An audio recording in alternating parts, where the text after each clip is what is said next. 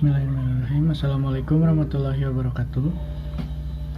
Sebelumnya perkenalkan, nama saya Muhammad Diki Prayoga Sutisna dari kelas 11 IPS 1 absen 21. Sebelum kita mulai, mari kita panjatkan puji serta syukur kita kehadirat Allah Subhanahu wa taala. Karena berkat rahmat dan hidayahnya kita dapat melakukan aktivitas sehari-hari dengan keadaan sehat walafiat. Baik, apa kabar semuanya? Semoga kita semua berada dalam kondisi yang sehat walafiat. Amin. Di video ini saya akan menjelaskan materi tentang karya tulis ilmiah dan menjelaskan tentang apa pengertian dari karya tulis ilmiah, apa tujuan karya tulis ilmiah, apa saja ciri-ciri karya tulis ilmiah, apa saja macam-macam karya tulis ilmiah, dan apa saja struktur dari karya tulis ilmiah. Baik, langsung saja saya akan menjelaskan materinya. Baik, yang pertama di sini ada pengertian dari karya tulis ilmiah. Karya tulis ilmiah adalah karya tulis yang dibuat untuk memecahkan suatu permasalahan dengan landasan teori dan metode-metode ilmiah. Biasanya karya ilmiah berisikan data, fakta, dan solusi mengenai sesuatu masalah yang diangkat. Penulisan karya ilmiah dilakukan secara runtut dan sistematis. Lalu yang kedua ada tujuan dari karya tulis ilmiah. Tujuan dari karya tulis ilmiah adalah menginformasikan pada pembaca terkait sesuatu masalah serta jawabannya. Karya tulis ilmiah juga digunakan untuk membuktikan kebenaran suatu fakta. Kemudian ada ciri-ciri karya tulis ilmiah. Yang pertama, reproduktif. Artinya karya ilmiah ditulis oleh peneliti atau penulis harus diterima dan dimaknai oleh pembacanya sesuai dengan makna yang ingin disampaikan. Lalu yang kedua adalah tidak ambigu. Sebuah karya ilmiah harus memberikan pemahaman secara detail dan tidak dikemas dengan bahasa yang tidak membingungkan. Dengan begitu, maksud dari karya ilmiah itu bisa langsung diterima oleh pembacanya. Lalu yang ketiga ada tidak emotif. Karya ilmiah ditulis tidak melibatkan aspek perasaan dari penulisnya. Sebab, karya ilmiah harus memaparkan fakta yang didapatkan dari hasil analisis penelitian, bukan dari perasaan subjektif dari penulisnya. Lalu yang keempat adalah menggunakan bahasa baku. Menggunakan bahasa baku agar mudah dipahami. Penggunaan bahasa baku itu meliputi setiap aspek penulisannya, mulai dari penulisan sumber, teori, hingga penulisan kesimpulan. Ketidakbakuan pada tulisan karya ilmiah hanya akan membuat pembacanya bingung, dan apa yang diingin disampaikan dalam tulisan tidak dipahami pembaca. Kemudian yang kelima ada menggunakan kaidah keilmuan. Penulisan karya ilmiah harus menggunakan kaidah keilmuan atau istilah-istilah akademi dari bidang penelitian si penulis. Hal itu bertujuan untuk menunjukkan bahwa peneliti atau penulisnya memiliki kapabilitas pada bidang kajian yang dibahas dalam karya ilmiah. Penggunaan kaidah atau istilah ilmiah itu juga menjadi takaran seberapa ahli peneliti pada bidang keilmuannya. Kemudian ada bersifat dekoratif. Artinya, penulis karya ilmiah harus menggunakan istilah atau kata yang memiliki satu makna. Rasional artinya penulis harus menunjukkan keruntutan pikiran yang logis dan kecermatan penelitian. Kedua hal itu penting, karya ilmiah harus bisa menyampaikan maksud dari peneliti yang dilakukan oleh penulis tanpa membingungkan. Artinya, karya ilmiah harus memiliki kesinambungan antar bagian babnya dan bersifat straightforward. Maksudnya ialah tidak bertele-tele atau tepat sasaran. Sebuah karya ilmiah, setiap bagian atau babnya harus memiliki alur logika yang saling bersambung. Selain itu, penyampaiannya harus tepat sasaran dengan apa yang ingin disampaikan. Lalu selanjutnya ada bersifat objektif.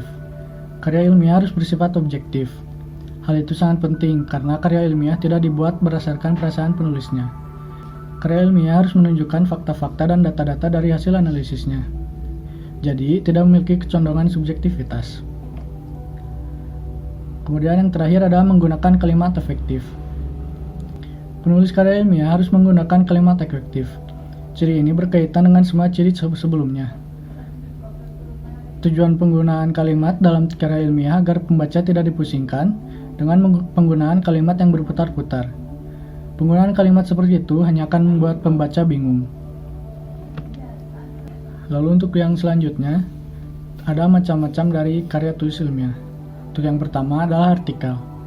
Artikel adalah tulisan yang berisi opini, penulis atau permasalahan tertentu yang diangkat. Opini yang dimaksud bukan pandangan subjektif semata, tetapi berdasarkan beberapa penelitian yang telah dilakukan oleh lembaga atau institusi tertentu. Contohnya itu ada artikel berjudul "Manusia Tidak Didesain untuk Bahagia". Dari situ, theconversation.com berisi tentang opini penulis bahwa manusia didesain sebagai makhluk untuk bertahan hidup. Opininya didukung dengan teori evolusi manusia. Kemudian yang kedua ada makalah. Makalah adalah jenis karya tulis ilmiah yang dalam proses penulisannya dibutuhkan data studi lapangan sehingga bersifat empiris dan objektif. Data-data yang dihimpun dari studi lapangan dibutuhkan untuk menyelesaikan masalah penelitian. Makalah pada umumnya dipresentasikan dalam sebuah seminar. Kemudian yang ketiga ada skripsi. Skripsi adalah jenis karya tulis ilmiah yang disusun oleh mahasiswa untuk mendapatkan gelar strata 1 atau S1. Dalam proses pembuatannya, originalitas menjadi hal yang utama. Bentuk akhir skripsi biasanya berbentuk hardcover dan dipresentasikan di depan para dosen penguji dan pembimbing, yang disebut dengan istilah sidang skripsi. Dan yang keempat ada work paper. Work paper atau kertas kerja adalah jenis karya tulis ilmiah yang hampir mirip dengan makalah, tapi analisisnya lebih mendalam. Work paper representasikan di depan para ilmuwan, dan pada umumnya isi work paper berisi solusi dari permasalahan besar yang sedang dihadapi. Kemudian ada yang kelima adalah paper. Paper adalah jenis karya tulis ilmiah yang populer pada kalangan mahasiswa. Strukturnya mirip dengan makalah, tetapi lebih sederhana. Permasalahan lebih dipersempit agar dapat terfokus pada satu ini. Pada umumnya, paper ditulis oleh mahasiswa untuk memenuhi nilai ujian tengah semester atau UTS ataupun ujian akhir semester atau UAS. Kemudian yang keenam ada tesis. Jika skripsi dibutuhkan oleh mahasiswa untuk syarat memperoleh gelar S1, tesis diperlukan untuk meraih gelar strata 2 atau S2. Perbedaannya dengan skripsi, tesis menganalisis suatu topik penelitian lebih kompleks, sehingga tingkat ilmiah dari tesis lebih kuat dibandingkan skripsi. Dan yang terakhir ada disertasi.